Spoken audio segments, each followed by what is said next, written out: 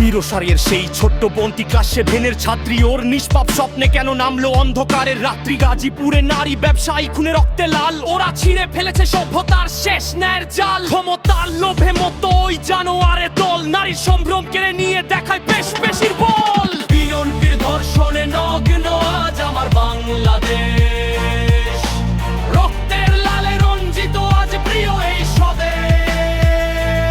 87 পার হয়ে গেল আর কত দেখবে দেশ, এই অমানুষদের আস্ফালন কি হবে না শেষ?